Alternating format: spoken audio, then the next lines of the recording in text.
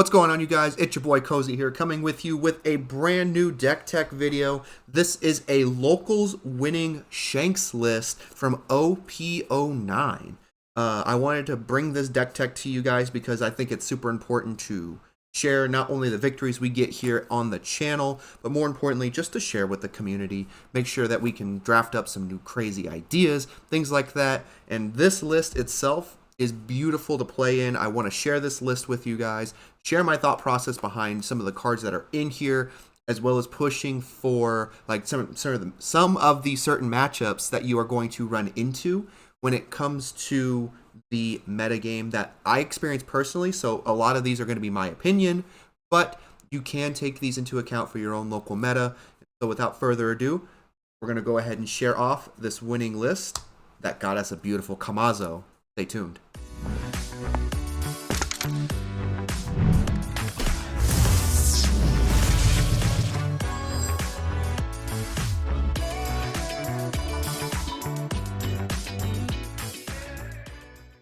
All right, starting off with our 2Ks that are in the deck. We are running a 2K package of 4 Otamas. You know we got to put him in here. We know him. We love him. It is the 2K Sanji from OP01. Nice casual 3 lime juice. And 4 Hongo. So the important thing to deal with this particular deck is each of these have their own use outside of being a 2K. More importantly, the lime juice in this list generally is just a 2K, but it can get you out of some tighter spots with its on-play ability of opponents cannot activate up to 1 blocker character that has 4,000 power or less during the turn. So these are going to be in the matchups similar to like Teach if they're playing a Vasco shot. It's going to be into Purple Luffy if they're playing Onami. It can also be in combination with these minus reducers like the Hongo, like the Otama.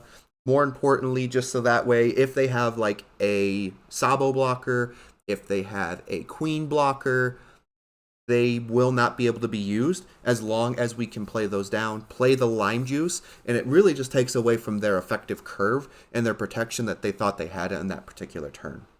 The Sanji is really, really good in the early game.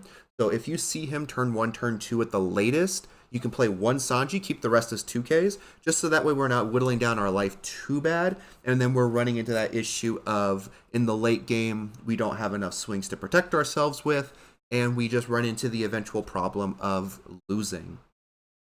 So outside of the 2Ks, now we can go into the actual deck from our lowest costs up to our eventual 10 drop big body initiatives.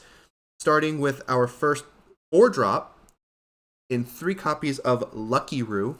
This is a very solid blocker to play on if going second for turn 2.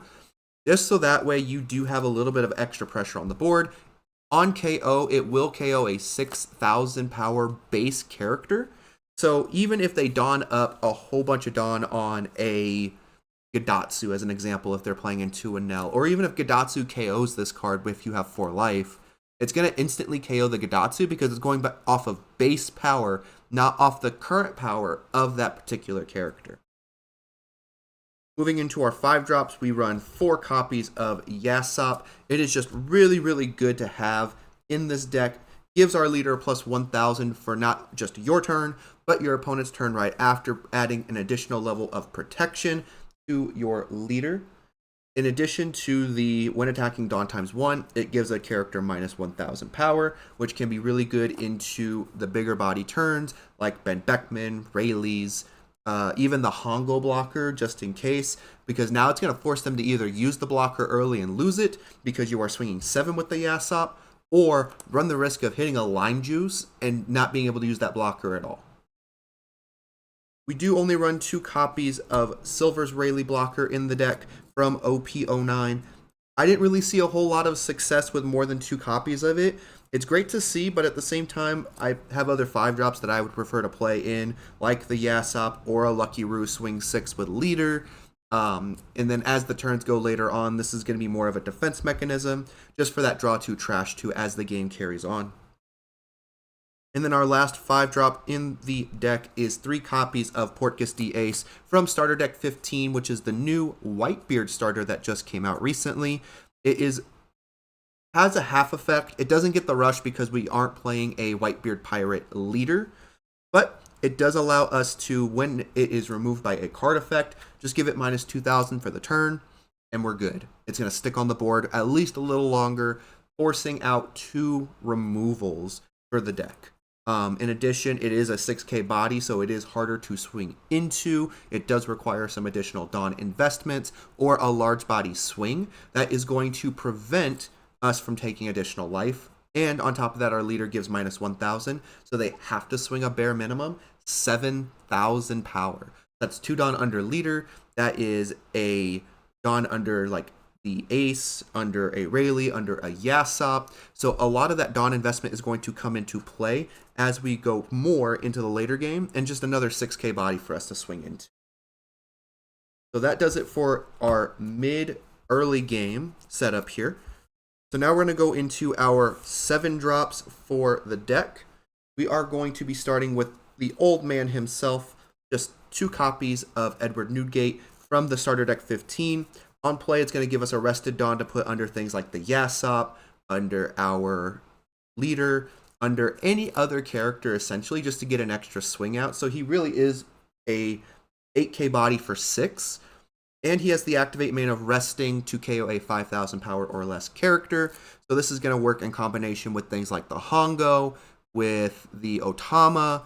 If you run something similar to it, you could also run the red hair pirate Gordon. I don't remember his name, but I'm going to put a picture of it right here on the video just so that way you guys can see who it is. But he is really good into a lot of the matchups as the game goes later on.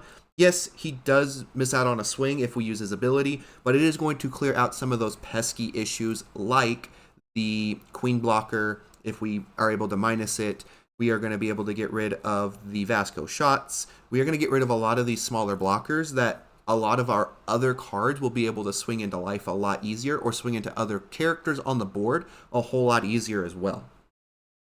We are running 4 of our Ben Beckmans. This is a linchpin in the deck. I think this card is super overtuned to KO a 6,000 power or less character for free.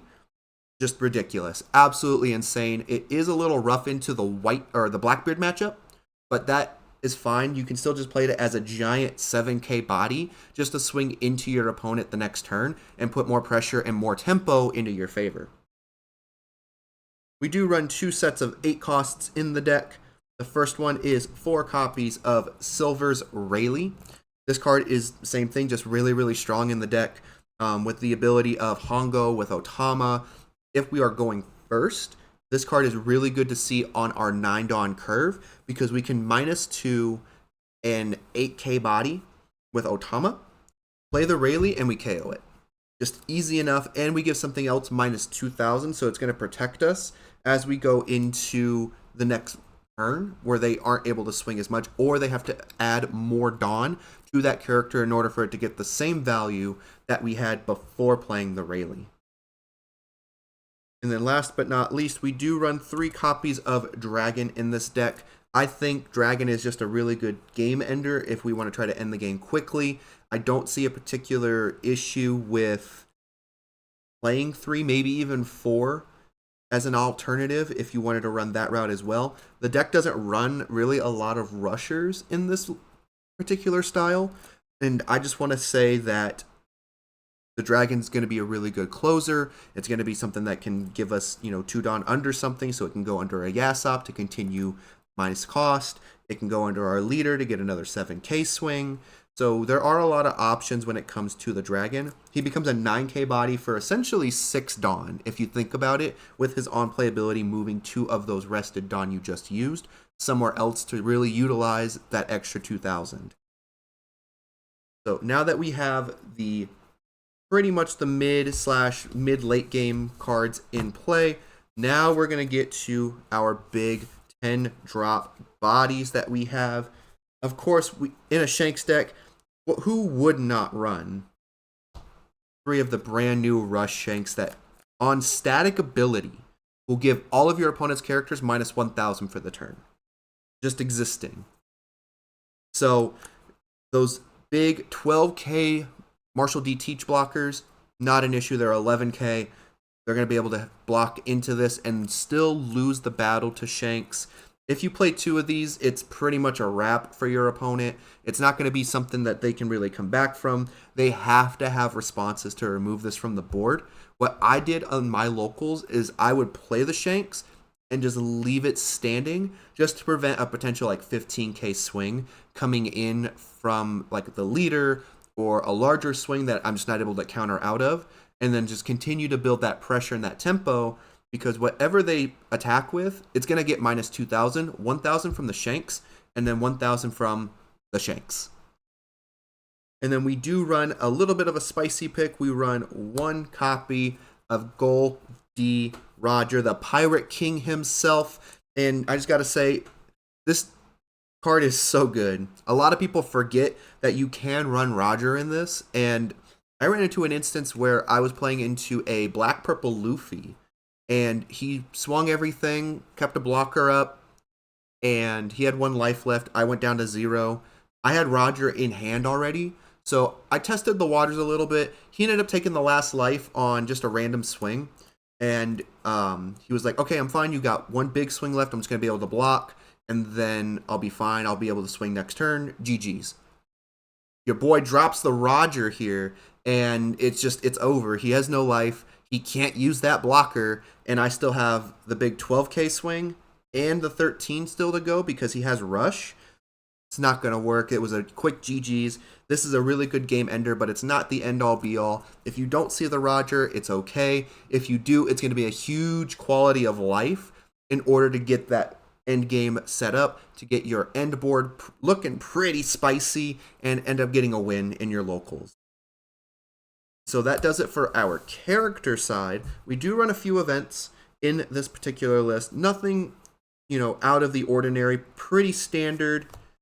2 Bad Manners Kick Course because we do run some bricks in this deck, and it would be good to have some 3k counters. Plus, the trigger is really good to really stop an additional swing. So if they do have like a 6k body or even a 7k body, pulling this out of trigger, putting them down to 4 or 3,000 isn't going to really work out for them. They have to invest Dawn. If we haven't used leader ability, that's going to be another 1,000 off. It really just puts off an additional swing and really saves us some time. And then, of course, we do run 4 of the Red Hawk event. It's really good just to see early game, especially if they play things like a Bon Clay. If you're playing into Purple Luffy, it's really good into the Lafitte matchup. If you are playing against Teach, just to get rid of something that's 4,000 power or less is really insane. You can also get rid of some pesky blockers or 5Ks by using leader ability, paying the 2 Dawn, and getting rid of it with the Red Hawk. So this is what the deck list looks like. I would say your hardest matchup is definitely going to be Aggression, just because you want to set up your board as meticulously as possible, really setting in those key points to really utilize your power control setup with the Hongo, with the Otama, with the Rayleigh, and even the KO cards like the Lucky Roo, the Ben Beckman. So those are going to be some of the harder matchups that we see. So like Dragon, Fellow Betty if it starts popping off. Nami is a very hard matchup for you as well, but it is winnable as long as you can get those bigger bodies in and then start swinging 9, 10, 11, 12,000, making sure you're trashing things like the Boodle, just so that way you don't give them the extra draw. If they pull a Usopp on you, just make sure you have the Lucky Roo ready, or to have enough counter in hand, just that way they're not really utilizing the Usopp ability and getting closer to their Nami win condition. But this is going to be our deck tech for OP09 Shanks. Let me know what you guys think in the comments down below. If you feel like there is a different list that you want me to try out, I am more than happy to give it a try. Just let me know down in the comments below. And if you liked this video, please just let me know by liking the video, subscribing to the channel, and even sharing this video with your friends and the One Piece community. And I'll catch you guys in the next upload. Peace and love, y'all.